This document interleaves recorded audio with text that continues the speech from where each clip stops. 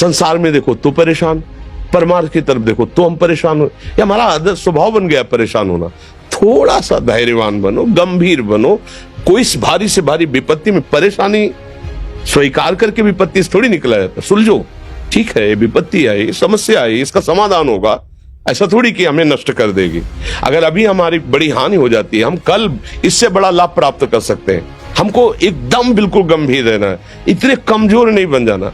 अब वो गए तो क्या होगा, अब वो वस्तु गई तो क्या, पद गया तो क्या होगा। प्रयास किया था, ये पद मिला था, इससे बड़ा पद प्राप्त करूंगा, मैं इससे बड़ा महान बनूंगा। ठीक है, एक बार गिर गया, गलती हो गई, दंड भोगूंगा, फिर इससे ज्यादा संयम में रहूंगा। बिल्कुल मतलब एकदम फ्रेश दिमाग रखना चाहिए। और अपने लोग क्या है, जरा सी बात में एकदम पछड़ा कर लेते हैं, एकदम कमजोर हो जाते हैं। ये बिल्कुल ठीक नहीं है। हम जीवन भर की यात्रा की बात कह रहे हैं, भारी से भारी कष्ट में भी मुस्कुराना, तो हमें बल मिला है, हमें भगवान की कृपा का दर्शन हुआ है, हमें उनका दुलार दिखाई दिया है। अगर ऐसे तो भाग जाते, फिर परमार्थ में थोड़ी चलना होता है। आज जो आप सुन करके लाभ लेने की चेष्टा कर रहे हो ना, ये केवल प्रवचन नहीं है, ये जीवन है। अगर ये जिए ना होते ना तो ये इसका प्रभाव नहीं पड़ता, फिर वाणी का प्रभाव नहीं पड़ता। हम इसीलिए कहते हैं, जैसे आप लोग एकदम परेशान हो जाते हैं तो बोलो क्या हमसे ज्यादा परेशानी होगी। दोनों किडनी खराब, दवाई लाने के लिए पैसे नहीं, पानी रखा है हम उठ के पी नहीं सकते, भीषण शरीर में कष्ट, भीषण बुखार, क्योंकि किडनी फेल, जरा में बुखार, खाने को क्या, रोटी मांग के लाओ। अगर वहां सब्जी मिलती तो लाल मिर्च ऐसी पड़ के मिलती थी कि वो पा नहीं सकते थे। आप सोचो, पानी लाना है तो मुझे लाना है, पीना है तो मुझे पीना है। अगर मैं हारता तो कहां पहुंच जाता, क्या स्थिति होती। नहीं, मरना है पर कदम पीछे। कोई दिन ऐसा नहीं जिस दिन सेवा ना की हो, जिस दिन सेवा ना गए हो। गुरु जी की सेवा में जाना है, पहले अपने को स्वस्थ साबित करना है, नहीं वो सेवा नहीं लेंगे। तुम बीमार हो, तुम कष्ट में, वैसे उनकी दृष्टि परेशान थी, उनकी सेवा की, आके लेट गए।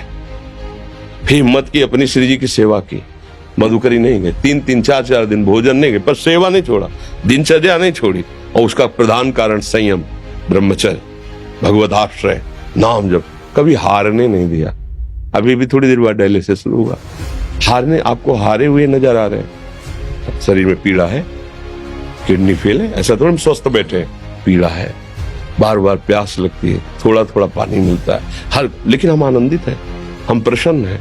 हम लड़ाई में हारे नहीं हैं, ना हारेंगे, हम जीत चुके हैं। हम अपने मालिक के भरोसे में अपना सब बात, तो वो ये हम अपनी बड़ाई नहीं बता रहे, हम आपको बता रहे समस्या। सोचो, तुम्हारे पास तो माँ है, भाई है, बहन है, परिवार है, कोई ना कोई तो है ना। मेरा किसी ने कभी जीवन में ध्यान भी नहीं दिया। क्यों? बचपन से बाबा जी बन गए, किसी से प्यार नहीं, किसी से संबंध नहीं, कोई जानकारी नहीं, हम कहाँ हैं, वो कहाँ है, किसी से कोई मतलब नहीं। अच्छा, जवान साधु कौन श्रद्धा करे? कभी गांव जाने की हिम्मत नहीं पड़ती कि रोटी मांग ले। पता नहीं लोग क्या सोचेंगे, क्या भावना कर ले। हम दरवाजे पे खड़े हैं, क्या कैसी भाव, जो हमारे सामने आकाश वृत्ति से आया यौवन अवस्था में वही पाया, अन्यथा भूखे रह गए। जब हम हर समय अपने को विवेक के द्वारा सावधान रखे तो हम कभी निराश नहीं हुए, कभी उदास नहीं हुए, कभी ऐसा नहीं लगा कि यार हम दुखी, कभी नहीं लगा। उसी का फल है कि उस सुख का संकेत मिल गया जहां दुख की निशानी भी नहीं है। वही उसी के बच्चे हो, हम सब उसी धातु से बने हुए हैं। हम इतना क्यों परेशान हो जाते हैं? हम ये देखते हैं अपने लोग, थोड़ी बात बिगड़ गई परेशान, नहीं बिगड़ी तो बिगड़ जाने की संभावना में परेशान है। आज सुख है लेकिन कल सुख छिन जाएगा, तो हम आज के सुख में सुखी ना होकर कल के दुख की आने की संभावना में हम भयभीत हो। अब क्या हमारी सोच रह गई? हमको इतना बलवान बनना है कि सुख और दुख दोनों हमको छू न सके। भारी से भारी सुख की व्यवस्था है तो अहंकार नहीं, हर्षित होकर किसी का अपमान न करे कि हम धनी, हम पदाधिकारी, अमुक। भारी से भारी दुख आया तो हमें किसी के सहयोग की जरूरत नहीं। हम फिर अपने कदम बढ़ाएंगे, हम फिर जुड़ी हुई अपनी भावनाओं को सजाएंगे। मस्त जीवन एकदम। तुम अविनाशी के बच्चे हो। शेर का बच्चा भेड़ों के बीच में फंसकर म्यों म्यों बोल रहा है, बस अगर दहाड़ना सीख जाए तो कोई भी उसे परास्त नहीं कर सकता। ऐसे भगवद अंश, तू प्रपंच में फंसकर अपने को इतना दीन क्यों देख रहा है? तू ऐसा है कि भगवान के दिव्यास्त्र में भी ताकत नहीं तेरे को मार सके। तू अविनाशी का अविनाशी बच्चा है, विनाशी भोगों को, विनाशी शरीर को मैं मान के इतना भयभीत, इतना दुख, ठीक नहीं। ये सबके लिए, केवल एक के लिए नहीं। आप समझो, आप लोग सोचते हैं हम गृहस्थ होकर भला ऐसी स्थिति कैसे। जनक जी सुखदेव जी के गुरु हैं और राजा हैं, महल है, रानियां हैं, नौकर है, चाकर।